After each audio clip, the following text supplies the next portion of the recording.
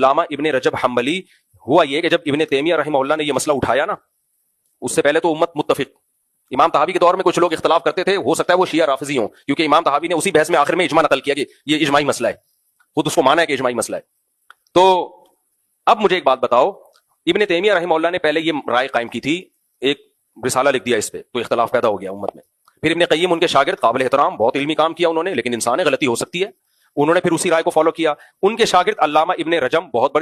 بڑے محدث، بہت بڑے حافظ، تو انہوں نے بھی اسی رائے کو فالو کیا، لیکن ان کو اندازہ ہو گیا کہ یہ میرے شیخ سے اور میرے شیخ کے شیخ سے غلطی ہوئی ہے، سمجھ رہے ہو، اندازہ ہو گیا کہ یہ گڑبڑ ہے، یہ ہم سے، ہمارے پیر و مرشد سے اور ان کے پیر و مرشد ابن تیمیہ سے غلطی ہوئی ہے۔ انہوں نے پھر اس مسئلے سے رجوع کیا، اور رجوع کن الفاظ سے کیا، وَاعْلَمْ أَنَّهُ لَمْ يَثْبُتْ عَنْ أَحَدٍ مِّنَ الصَّحَابَةِ وَلَا مِنَ التَّابِعِينَ وَلَا مِنْ أَئِمَّةِ السَّلَفِ الْمُعْتَدِّ بِقَوْلِهِمْ فِي الْفَتَاوَى فِي الْحَلَالِ وَالْحَرَامِ شَيْءٌ صَرِيحٌ أَنَّ الطَّلَاقَ بَعْدَ الدُّخُولِ يُحْسَبُ وَاحِدَةً إِذَا سَبَقَ بِلَفْظٍ وَاحِدٍ۔ یہ عربی میں آپ گوگل پہ الفاظ لکھیں گے، پوری کتاب کے ساتھ ریفرنس آ جائے گا۔ کہتے ہیں یقین کر لو، کسی ایک صحابی یا کسی ایک جلیل القدر تابعی سے بھی یہ بات واضح طور پہ ثابت نہیں ہے کہ رخصتی کے بعد کسی نے اکٹھی 3 طلاقیں دے دی تو وہ ایک ہوں گی، کہیں بھی نہیں ہے،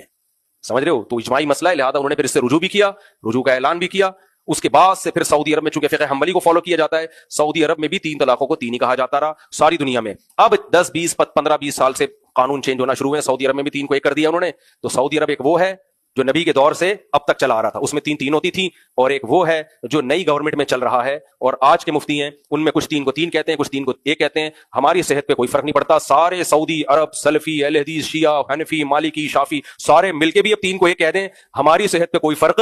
نہیں پڑے گا، اس لیے کہ صحابہ، تابعین اور دلائل کی دنیا میں اتنی باتیں۔ تو اس لیے قاری خلیل صاحب سے میری گزارش ہے